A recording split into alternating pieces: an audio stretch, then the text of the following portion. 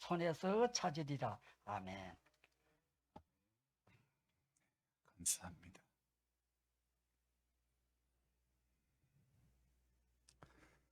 오늘 주일 예배에도 여러분 얼굴 뵙게 되어서 감사합니다.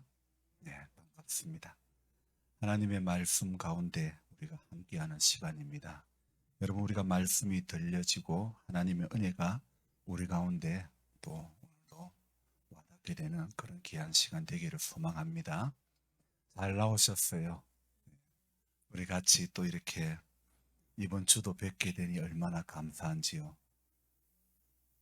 매번, 매주, 매달, 매년 이렇게 계속 여러분들 얼굴 뵙기를 소망합니다. 말씀 안 하신 분은 저에게 저를 보기 싫은 것 같아요. 아니겠죠? 다 저와 여러분들이 주님 안에서 부족한 사람들이지만은 하나님의 은혜로 지어져 가는 그런 우리들이 되어져야 될 줄 믿습니다. 한 주간 잘 지내셨습니까? 예. 아픈 분들 안 계셨어요? 광고 시간인데요. 이제 돌아오는 금요일 날 다니엘 기도회, 하루 동안 하는 다니엘 기도회 저녁 8시부터 10시에 이루어집니다. 이 집사님은 그때 오십니까? 같이 더 많은 사람들이 동참했으면 좋겠습니다. 그래서 한 7시 반까지 예배당에 오셔가지고 같이 은혜를 나누면 좋겠습니다. 이때 아니면 언제 또 모이겠습니까? 그죠? 여러분 또 성경 읽기를 꾸준히 하시기 바랍니다. 크게 성경을 읽어도 깨달아지는 부분이 없다 하더라도 하나님의 말씀은 그 자체가 능력이라는 것입니다. 그래서 이해가 안 돼도 말씀은 꾸준히 우리가 읽는 성도가 되어져야 되는 것입니다. 어저께 우리 조보은 할머니랑 통화를 했어요. 목소리를 듣고 싶어가지고 그래서 통화를 했는데 우리 성도님들도 궁금하죠, 그죠? 우리 그 육신이 연약한 성도님들 위해서 기도 꼭 해주시기 바랍니다. 우리 장로님 가정과 우리 조보은 할머니 그리고 우리 정은자 집사님 위해서 기도 꼭 해주시기 바랍니다. 우리 그 조보은 할머니 예, 목사님이시니까 아이고 궁금해가지고 전화했지. 그동안 편했어요. 예, 저희가 지나고 있죠. 예, 아이고 어디 울산에 계세요? 예, 예. 아이고 참네. 울산에 한번 가야 될 텐데. 아이고, 내가 집에 갈라 하니까 다리가 땡기고 자꾸 주저앉으려 해가지고 다리가 아파 못 가잖아요. 아이고 그렇지 뭐. 그래 5월 초에는 한번 갈까 싶은데 가게 될지 모르시다. 여기까지만 듣겠습니다. 여러분 목소리 들으니까 반갑죠? 목소리는 얼마나 쌩쌩한지 모르겠어요. 여러분 꼭 우리가 기도하면서 몸은 떨어져 있어도 같은 성령 안에서 기도하는 거 꼭 필요합니다. 여러분 그래도 살아 계시니까 또 이렇게 목소리 듣고 또 들으니까 얼마나 반갑습니까? 다리가 많이 땡긴다고 합니다. 어깨도 물론 안 좋지만은 연세가 드셔서 90이 넘어서 아픈 비정상이야. 아플 수밖에 없지만은 아픈 걸 인정하고 오늘도 우리 아픈 몸 이끌고 주님 앞에 나오신 우리 성도님들 하나님께서 오늘도 우리에게 영육간에 힘 주시기를 주님의 이름으로 부탁드립니다. 자, 오늘 우리가 말씀 가운데 서야 되는 것입니다. 말씀을 붙잡아야 인생이 살아나는 것입니다. 세상에 소망 둘 때는 아무 데도 없다고 그것을 알아야 되는 겁니다. 오늘 제가 설교 제목을 뭐로 잡았습니까? 성도의 삶은 경고하는 삶이어야 한다. 아멘. 여러분 어떤 것을 경고해야 됩니까? 우리는 삶을 통해 가지고 무엇을 경고를 해야 됩니까? 하나님 살아계심을 우리가 보여드려야 되고 또 분명히 이 땅이 마지막이 아니란 이 땅이 다가 아니라는 것을 우리 모습을 통해서 보여주어야 되고, 삶이 하나님이 나중에 히브리서 19장 27절 말씀처럼 한 번 죽는 것은 정한 이치요, 그 이후에 무엇이 있다고? 심판이 있다는 것을 경고하는. 그런데 제가 새벽기도 때 말씀을 드렸지만은 이 풀의 경고는 힘이 없습니다. 이 풀의 전도는 힘이 없습니다. 무엇으로? 삶으로 전도를 해야 힘이 있고 능력이 있습니다. 삶이 받쳐주지 않은 목사의 설교는요, 100번 해도 기만잠시 즐거운 그런 설교가 될 수밖에 없다는 것입니다. 여러분들도 마찬가지입니다. 삶이 받쳐주지 않은 신앙생활은요, 예수 안 믿는 사람으로부터 어떤 소리를 듣게 하느냐? 예수쟁이는 물에 빠지면 뭐만 동동 뜬다, 그런 이야기를 듣게 되는 거죠. 여러분, 우리는 그것만 동동 뜨지 않기를 원합니다. 믿음이 동동 떠야 되지, 은혜가 동동 떠야 되지. 그래서 죽는 모습도, 마지막 죽음의 모습도 은혜가 되어져야 되는 것입니다. 이제 우리는요, 500년 전의 교회는요, 다시 성경으로 돌아가고자 하는 몸부림이 있었습니다. 저와 여러분들이 다시 성경으로 돌아가야 될 것입니다. 종교개혁가들이 외쳤던 그런 우리 성경으로 돌아가면 그 역사가 다시 우리 가운데 있어져야 되는 것입니다. 저는 이 교회의 역사를 이렇게 들어보면서, 전에는 우리 교회 본당이 맞은편 지금 봉사관 자리가 본당이었고, 또 이 뒤쪽에 사택이 있었습니까? 저는 잘 기억이 나지 않지만은 오래 이 동네에 살으셨던 분들은 교회의 역사들을 잘 알고 계실 것입니다. 여러분들이 함께 해왔던, 몇십 년 동안 함께 해왔던 이 교회가 하나님의 은혜 가운데 여러분 쭉 이어가기를 우리는 기도해야 될 줄로 믿습니다. 큰 교회, 도시교회도 마찬가지지만은 지금 교회의 자리가 점점 비어져 가고 있습니다. 우리 이웃 교회들도 마찬가지입니다. 빈자리가 점점 많아지고 있습니다. 참 감사한 것은 우리 교회는 자연적으로 이제 연세가 많아서 아파서 자리를 떠나가신 분은 거의 없습니다. 물론 우리 몇 분은 계시지만 제가 있는 동안에는 어쨌든 한 분도 그런 일들이 없어서 저는 얼마나 감사한지 모르겠습니다. 그러나 앞으로 또 우리에게 영원히 그렇게 될 수는 없기 때문에 한 분 한 분, 여러분, 우리 한 사람 한 사람, 우리 성도님들 믿음 지키고 이 땅에서 하나님 앞에 끝까지 나아가기를 우리는 같이 노력하며 이 믿음 지키기 위해서 저와 여러분들이 같이 애쓰고 몸부림을 쳐야 되는 것입니다. 그래서 지금 갈수록요, 교회는 어떻게 됩니까? 저도 곰곰이 생각해 보니까 저의 설교를 하는 방향이 맞는가 안 맞는가, 제가 하는 설교 가운데 십자가와 부활이 있는가 돌아보지 않을 수가 없었고, 하나님의 준엄한 심판을 나는 과연 이야기하고 있는가 생각해 볼 때 어떤 면에서는 또 너무 일상과 관련된 설교를 하지 않았는가 이렇게 후회도 되고, 정말 십자가와 복음을 외치는 설교인가 생각해 보지 않을 수가 없습니다. 여러분, 저는 어제 어떤 한 글귀를 보고 참 마음이 많이 도전이 되고 무거웠습니다. 어떤 내용이냐면, 회중들의 길을 섬길 것인가, 회중들의 영혼을 구원할 것인가. 참 이 두 질문 앞에 참 마음이 무거웠습니다.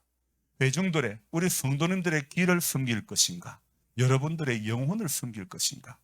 목사로서 오늘 강단에 설 때에 제 마음이 어떤 설교를 해야 되고 하나님 앞에 어떤 말씀의 사역자가 되어야 할까를 다시 한번 생각해 보지 않을 수가 없습니다. 여러분, 저는 분명히 여러분의 길을 섬기는 설교자가 되면 안 된다고 생각합니다. 여러분의 영혼을 섬기는 설교자가 되어져야 된다고 생각합니다. 여러분, 다시 성경으로 돌아갈 때 교회는 회복이 되는 겁니다. 성도가 성경으로 돌아갈 때에 우리가 다시 회복이 되어지는 것입니다. 현대 교회는요, 지금 어떤 시기였습니까? 현대 교회는요, 지금 중세가 무지와 타락으로 어두워져 갔다면요, 오늘 현대 교회는요, 전부 탐욕과 자기애, 자기 사랑밖에 없는 거예요.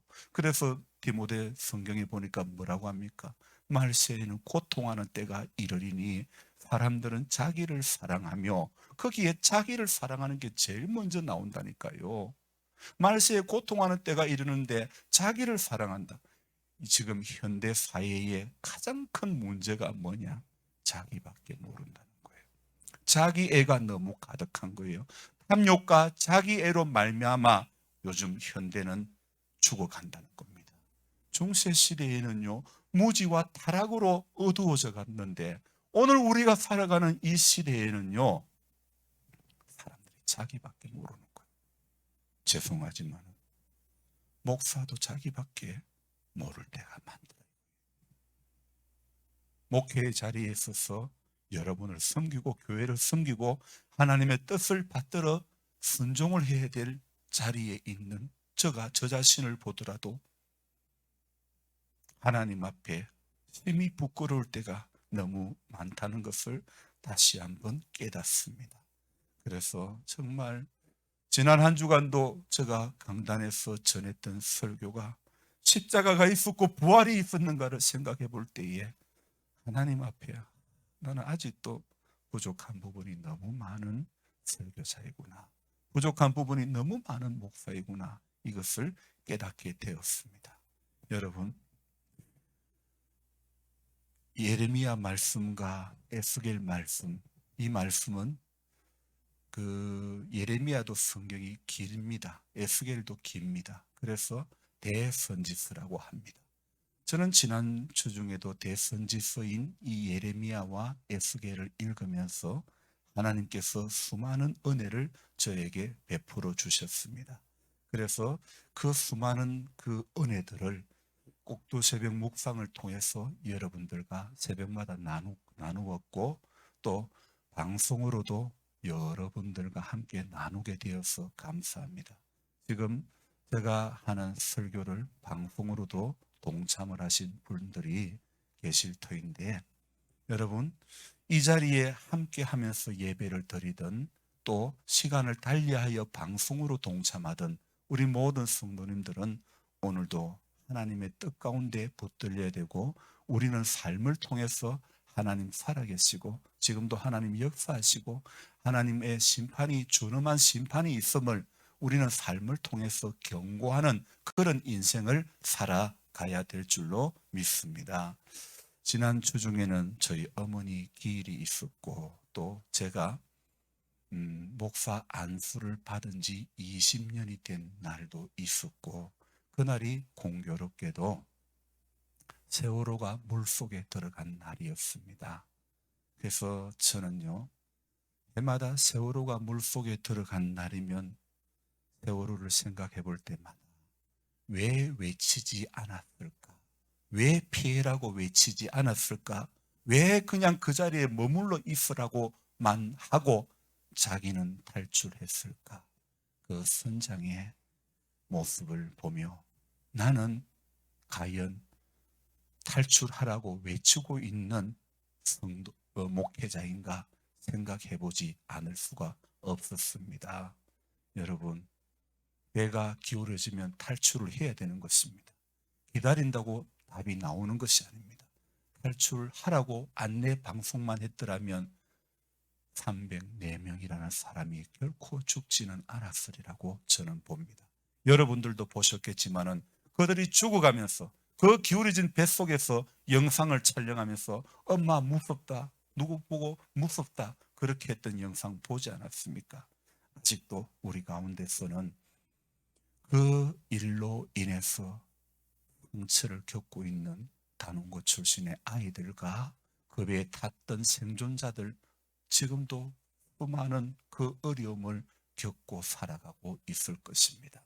여러분, 우리가 체험하고 있지는 못하지만은 그 사건으로 말미암아 배가 무슨 개조를 하고 화물을 많이 싣고, 그 원인 아닙니다. 저는 원인이 외치지 않았기 때문에 죽었다고 생각합니다.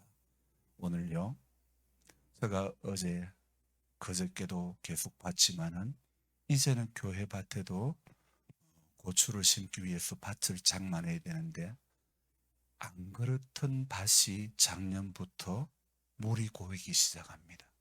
작물을 심는데 물이 고이면 작물이 되지 않지 않습니까? 그래서 제가 하도 고민에다가 그 트랙터로 로타리를 쳐보고 그래도 안 되는 거예요. 계속 물이 나는 거예요. 그래서 어저께는 제가 거기에 여러분이 교회를 향해서 오는 길에 길을 파서 잘라서 관을 묶고 도랑을 깊이 팠습니다. 아직 다 파지는 못했지만은 보니까 물이 제법 많이 나는 거예요. 그 물이 많이 나니까 밭이 질 수밖에 없는 거예요. 여러분, 저는 오늘 그걸 보면서 또 무슨 생각이 들었느냐. 우리도 믿음 생활하는데 내 안에서 세상의 물이 자꾸 나오면 우리 믿음이 자라가지 않는 거예요. 세상에 그 짜여 들어오는 물들은 도랑을 파서 물을 다 빼내야 되는 거예요. 우리 믿음 생활 온전히 하려면 세상의 물을 자꾸 빼내야 되는 겁니다. 세상에 물들어서 세상에 속해가지고 하나님의 은혜를 유지할 수 있다는 것은 전혀 할 수 없는 일입니다. 세상과 하나님을 겸하여 섬길 수 없다고, 한 사람이 두 주인을 겸하여 섬길 수 없다고 분명히 말씀하고 있지 않습니까? 그래서 저와 여러분들은요, 오늘 우리 안에서 빼내는 작업을 해야 되는 겁니다. 우리가 빼내야 우리가 그리스도의 향기가 될 수 있고 그리스도의 그 편지가 될 수 있고 빛이 될 수 있고 소금이 될 수 있습니다. 우리 안에 하나님 아닌 것, 예수 아닌 것, 은혜 아닌 것, 이런 것들을 자꾸 빼내는 작업을 해야 저와 여러분들이 오늘 경고하는 삶이 될 수 있다는 것을 기억해야 되는 것입니다. 저는요, 사람이 당황을 하다 보면요, 그렇잖아요. 당황을 하면 알면서도 안 된다니까요. 당황하다 보면, 조급하게 하다 보면 알면서도 안 되는 거예요. 알면서도 해결을 못하고 알면서도 뻔히 눈 뜨고도 당하게 되는 것, 그런 것 많습니다. 충분히 막을 수 있는 일들도 여러분 당황하다 보면 안 되는 거예요. 저는 저와 여러분들이 오늘 이 하루하루를, 세상을 살아가면서 우리의 삶은 무언가 외침이 되어야 된다는 생각을 해보았습니다. 저는 특히 더 많은 외침이 되어야 되겠죠.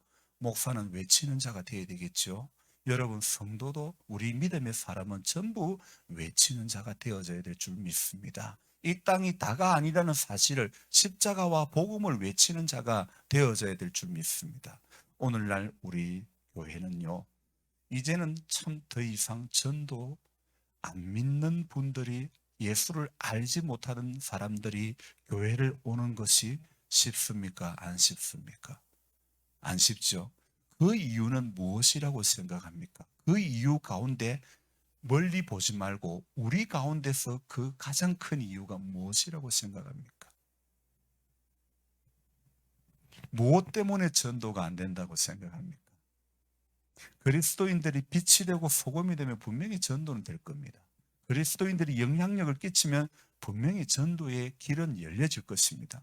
우리가 우리 자신을 생각해 볼 때에 목사인 저도 빛이 못 될 때가 많다는 거죠. 소금이 못 될 때가 많다는 것이죠.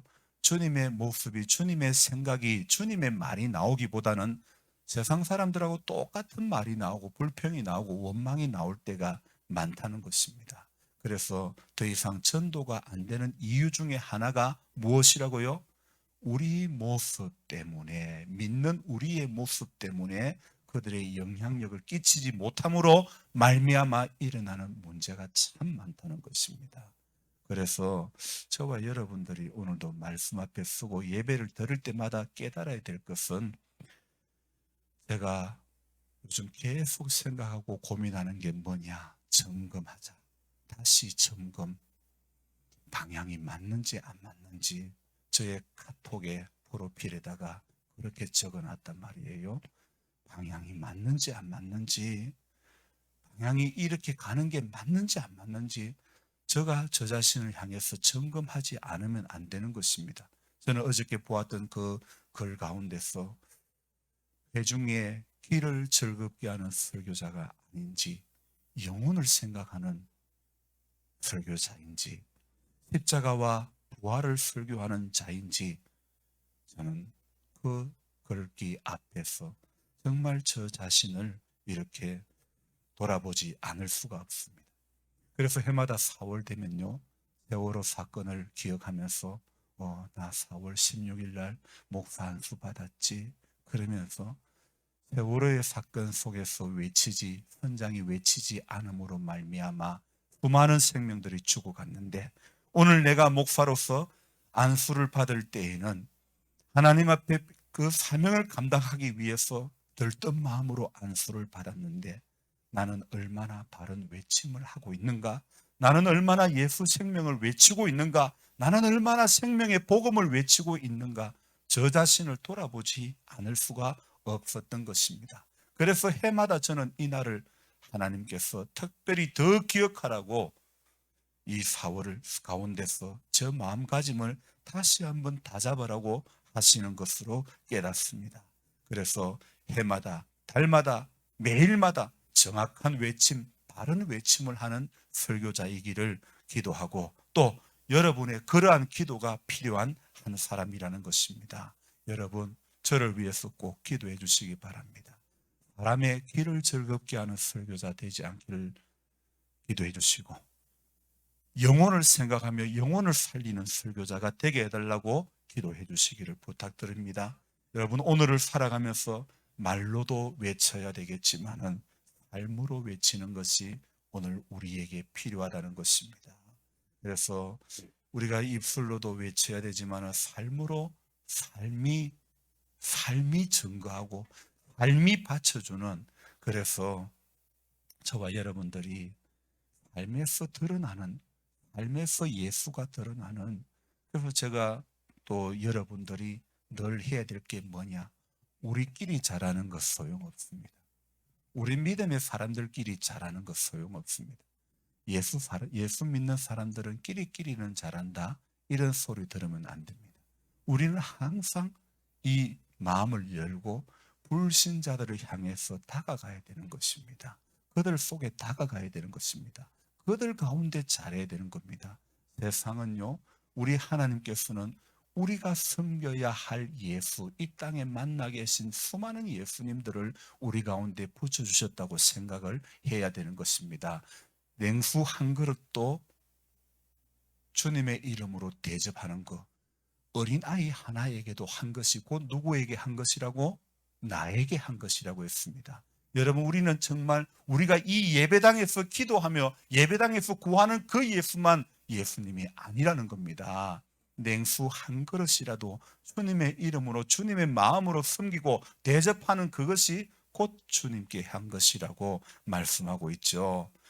오늘 제가 예배 전에요, 어떤 글귀를 읽어드렸는데, 사실 예배 시간에 이렇게 나누려고 했는데, 그래도 또 들으신 분도 있겠지만은 은혜가 되어서 아마 또 제가 말씀을 들어도 은혜가 될 거예요.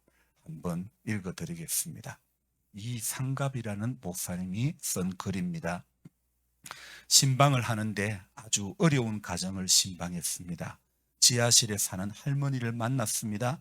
힘든 가정 환경 속에서 마음을 열고 맞이해 주셔서 참 감사했습니다. 그런데 신방을 마치고 오는 길이었습니다. 갑자기 제 손에 뭔가를 쥐어 주셨습니다. 거절하고 뿌리치려고 해도 눈물을 글썽이면서 끝까지 제 손에 쥐어 주셨습니다. 그러면서 제게 이런 말을 해 주셨습니다. 목사님, 저는 목사님이 저희 집에 신방을 와주셔서 너무 감사해요. 마치 예수님이 저희 집에 신방을 와주신 것 같아서 신방을 준비하면서 너무 기뻤습니다.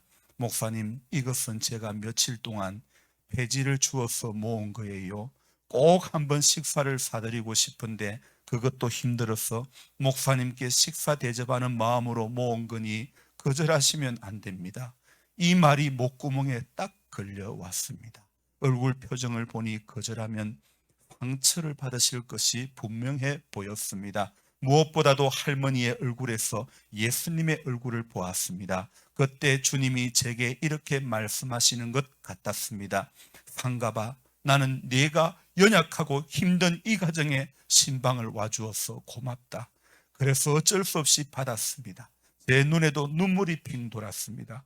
며칠 동안을 거리를 다니면서 폐지를 주우시는 모습이 제 눈에는 보였습니다. 무엇보다 할머니 마음 중심에 예수님을 사랑하는 마음으로 목회자의 신방을, 예수님의 신방을 준비하는 마음으로 그렇게 하셨다는 것이 울컥했습니다. 그 울컥함이 목회자인 저를 철이 들도록 만들었습니다. 세상살이가 쉽지 않고 가난하고 먹고 살기 힘들어서 신방조차 제대로 받기 힘든 분이 있다는 것을 피부로 느낀 순간이었습니다. 그날 받은 봉투 속에는 7,000원은 그 무엇과도 바꿀 수 없는 보물이었습니다. 그 돈을 바라보는데 다시 눈물이 났습니다. 그래서 바로 미국을 다녀오신 분이 제게 선물하신 영양제를 구역장님을 통해 출처는 밝히지 말아달라고 부탁을 하고 할머니께 보내드렸습니다. 그 봉투를 가지고 때로는 제 품에 품고 다니고 때로는 제 서랍장에 보관하였습니다. 목회자로 철이 들게 한 할머니의 7,000원은 제게는 7천만 원보다 값진 경험이었습니다. 무엇보다도 그 7,000원을 통해 주님의 마음을 느끼고 주님의 음성을 들을 수 있었음이 감사였습니다. 이 자리를 빌어서 저를 목회자로 철이 들게 하신 성도님들께 정말 감사를 드립니다. 어떤 목사님